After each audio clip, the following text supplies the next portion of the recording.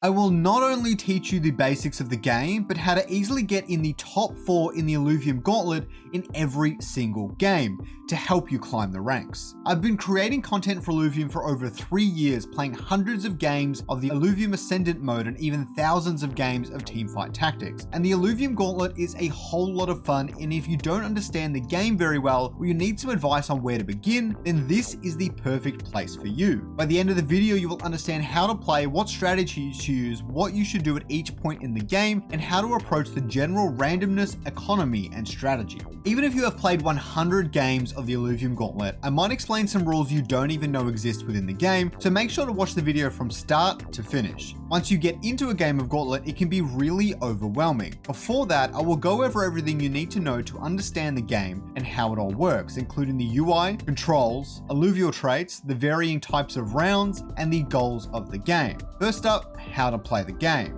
Let's take the UI one step at a time. The health bars, round number, the round state, and timer are all featured at the top of the screen. On the left are your current synergies that are activated, and the other two tabs show you how much damage, healing, and shielding your team has done, and the hyper bonuses on the board, but we will cover the core game strategy later on in the video. On the right, you can see the opponent's health bars, and by tabbing over, you can see a mirror of the synergies UI, except this time, it's for your current opponent. Down the bottom is the shop UI. From left to right, we have the 2 buttons for buying XP and refreshing what is in your shop. Above that are the different tier probabilities in the shop. To the right is your current mastery points, which is kind of like your game currency. Then the level you are at, the XP remaining to level up, the maximum alluvials you can have on your board, and the indicator for which tier zeros and links will be available in the game. On the right of that is the lock to keep the shop the same for an additional round. To the right of that again are all the augments you can equip to your alluvials at any given time. After that, you need to place alluvials on the board. To start the game, you can click on any alluvial in the shop to purchase them. After this, click them from your bench and click somewhere on the board to place them. Keeping in mind you need to be at least level 2 to place 2 alluvials on the board, level 3 for 3 alluvials, and so on. To swap 2 alluvials around between the board and bench, I recommend clicking the alluvial on the board and replacing it with an alluvial on the bench, making sure it is highlighted before clicking again. When the timer is not 0 and the game is currently not being played out, you can buy alluvials, move them around, and swap them in and out freely between your bench and the board. By doing the same as we did with the bench, you can also swap around alluvials on the board itself. Now on to understanding alluvials. Every alluvial has 3 fundamental traits: its omega, tier, and synergies. The different tier rarities are shown at the top right of the shop and display just how likely each tier is. Typically, higher tier alluvials will be more powerful than lower tier alluvials, both in raw stats, but more so when it comes to their omegas. Keeping in mind that you don't have 2 tier 5 dust alluvials, and so you will need a combination of all the tiers to play the game well. The tier odds you can see displayed will change as you level up. At level 9, you have a 34% chance at a tier 5 appearing in each slot of the shop. Every alluvial has a unique omega ability, and these change slightly as they evolve. They can vary a lot, so while a gorilla might dash across the board to assassinate opponents, a ramfire casts a deadly rain of fire. Every alluvial also has 2 synergy, an affinity and a class. There are over 40 of these to learn, but the 10 most important are the basic synergies. I will cover them off quickly. They will also apply to all alluvials on your team, but especially to those with the trait. You can hover over them at any time to read exactly what they do. To activate them, you typically need 3 of a given synergy, and they will take effect. However, you need 2 of a given composite synergy for that to take effect. This will be boosted at 5, 7, and 9 for alluvials of that trait as well. The affinities are as follows: water, which provides extra energy so you can cast faster; air allows you to dodge more; nature improves your healing; earth makes you more resistant to damage; and fire increases your damage, as you'd probably expect. The classes, however, also determine how an alluvial behaves in terms of its attacks and can help you determine their role in battle. The rogues are mostly melee, high damage, fragile alluvials that like to defeat enemies quickly. They blink to the opposite side of the field and have increased crit chance and damage. The bulwarks are melee alluvials that have very defensive omegas. They also increase the resistances of your entire team. The scions are ranged alluvials that like to cast powerful offensive omegas. They also increase the damage of most omega abilities. Empaths tend to be ranged healers and other kinds of support alluvials, and they like to shield allies and improve the effectiveness of healing in general. The fighters themselves are melee alluvials that deal as much damage as they possibly can. They simply increase their own attack speed and the attack speed of their allies. Now, do you remember when I said that every alluvial evolves? Well, this automatically happens when you buy 3 of them in the shop. We won't cover it in detail, but evolved alluvial keeps the bonus of their basic affinity or class and then gains a composite as well. In the case of Fiery, for example, it starts as a Scion and Fire alluvial, and then the Scoriox becomes Fire and Arcanite. Arcanite is a composite of Fighter and Scion, meaning the creature behaves like both of them, opting to attack fast at a range. When you fuse 3 Scoriox together, so 9 fiery in total, you evolve it into a Scoriox, which gives you Magma now. Since Magma is a composite, if you have 2 of them, you will gain the synergy. In total, Scoriox would provide 4 synergy bonuses to your team: Fire, Scion, Magma, and Arcanite.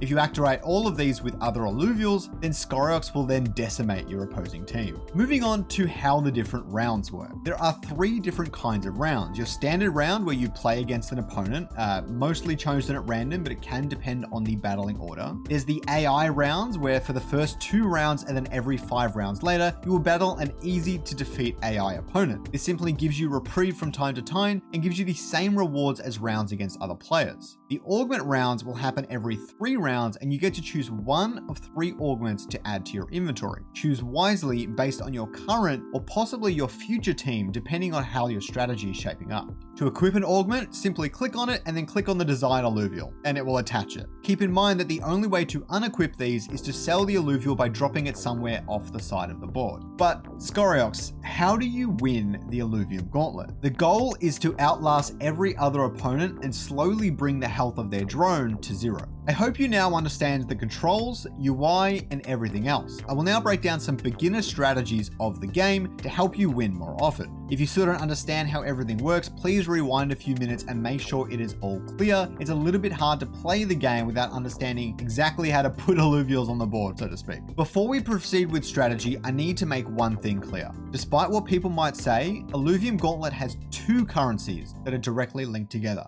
drone HP and mastery points. If you're spending mastery points, it is often in an effort to reduce the damage you receive, and if you don't spend, you will likely take more damage over time. If you ever spend mastery points in a way that doesn't impact the strength of your board or your ability to conserve HP, then you are wasting your resources. Now, for each round, the plan is simple. Buy alluvials you need from the shop, place them on the board, and then organize your board accordingly to defeat your opponent. You simply do this every single round until you win or lose, mixing in shop refreshes, level ups, and equipping items to increase your power level at different stages in the game and maximize your economic strategy. Now, another thing we need to consider is only half of the tier 0 alluvials will appear in each game. This can be seen with the little tooltip to the left of the lock icon. I recommend analyzing which ones are primarily there above all else. For example, is there 5 Grokkos or 5 Dokas? A 3 synergy for what is cost 0 can be very helpful in the early game, such as Fighter or Bulwark. Now, here is what you do. Every single game, I start off the same way. Since tier 0 alluvials are free, I buy every single one from the shop for the first 2 rounds. You won't need them all, but everyone has a shared pool of alluvials. So for every water Tipo on your bench, the odds of you finding it again are lower. This goes for every player and every alluvial in their possession. So if you don't want to find as many Atipos, it's in your best interest to buy them. This would be an issue if they costed something, but they don't. I would go for a quick 3 synergy by round 3, 3 Fighter, Scion, Bulwark, whatever it might be, and hope to get at least 1 stage 2 alluvial. You will likely sell your tier 0 alluvials later, so equipping items to them isn't too bad either, but if you get a strong synergy like Fighter, Rogues, or even a Bulwark Fighter combo, I would then try play aggressively to win as many games in a row as possible. I'll explain why shortly. If your board is weaker because of bad luck, then I would focus on surviving and slowly stacking up your economy instead. Here is what you have all been waiting for. There are 5 ways to obtain mastery points, many of which are not shown in the UI at the time I am making this video. Base income, winning a battle, interest, win streaks, and lose streaks. The economy component of the Illuvium Gauntlet is undoubtedly one of the most important aspects that will determine if you win or lose the game. Make sure you understand these 5 methods extremely well. First up is base income. Every player gains 5 mastery points every turn, no questions asked. After that, you have winning a battle. Every time you win, you gain 1 mastery point. Next is interest. You gain 10% interest rounded down up to a maximum of 5 MP. If you already have 10 MP, then you will gain 1 bonus, whereas if you had 50 mastery points stockpiled, you will get 5 bonus on top of that. The other 2 are win streaks and lose streaks. If you win 4 battles in a row, you get 1 bonus mastery, 2 for 5 wins, and 3 mastery for 6 wins. Lose streaks is the exact same. The minimum mastery a player earns is 5 points if they don't fulfill any of these situations, and at maximum, they can earn 14. This is if they complete everything and are on a winning streak. However, it is 13 if they complete everything and are on a losing streak. But how do you set up your board so that you don't get stomped every single round? I recommend you build a coherent board of alluvials. There are 2 archetypes I would suggest to achieve this. Really hard into 1 basic class, or balanced across 2 basic classes. Some good examples are either going hard into 5 or 7 fighters, or alternatively getting 3 bulwarks and 3 scions. The second case works well since scions need to be protected and bulwarks can shield them for a very long time. You can also try to line up the affinities and get as many of them as possible as well. A good example is that the 3 Earth monkeys are all tier 1 and easy to acquire, as you get 3 Earth off the bat and then mix in fighters or rogues to get some of the other synergies. In terms of the affinities and classes themselves, I personally recommend Earth at all stages in the game, Fire in the late game, and Air if you like to play it safe. Some affinities like Water only tend to work well alongside Scions, and Fire is basically useless unless you have some damage dealers on your team.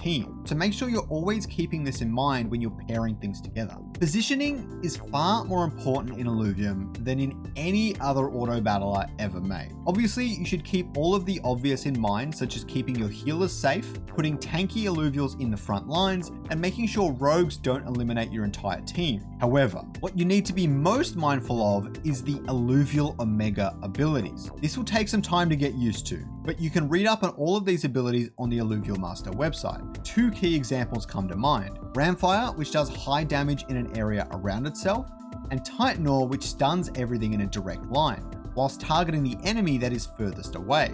Allowing your entire team to be hit by either of these will be the difference between winning and losing. Now, another mechanic I haven't talked about much yet is Hyper. This mechanic needs an entire video on its own, but the general idea is that if your opponent has a type advantage, then they get a whole series of boosts. If their entire team is fire and your entire team is nature, you might as well surrender. You can see the Hyper chart in-game when hovering over the icon on the Hyper tab. Now, after this, we should talk about some general strategy. Dozens of strategies will probably form as the game grows and evolves. What is most important is that you don't waste resources. Never spend mastery to level up if you cannot reach the next level that turn and place an extra alluvial on the board. Try and conserve your mastery to gain the interest bonus, and be mindful of your win streaks and lose streaks at all times, since they can be the difference between you earning 3 times more mastery than the player in 8th position. In Illuvium, the winner is ultimately the person who maximizes their economy, including both health and mastery points. If you can ensure you are performing best in these metrics compared to at least 4 other players, you will always come out top 4 and easily climb the ranks. If you have a killer win streak happening, then do everything in your power to maintain it. And if you're caught way too far behind, focusing on economy, surviving, and building a powerful late game team might be the answer, by leveraging interest and losing streaks in combination with each other. Now, if you think I missed anything important from this guide, please comment down below so everyone else can benefit and become pros at Illuvium. And I'm making dozens of these beginner guides for everything Illuvium, so please subscribe so you don't miss them. Use the link in the description below to get playing the game today, and please don't forget to use the code Scoriox in the settings to show me support as a creator. It means a lot. If you want more Illuvium Gauntlet content, you should check out my first impressions and review of the Illuvium Gauntlet in the corner now.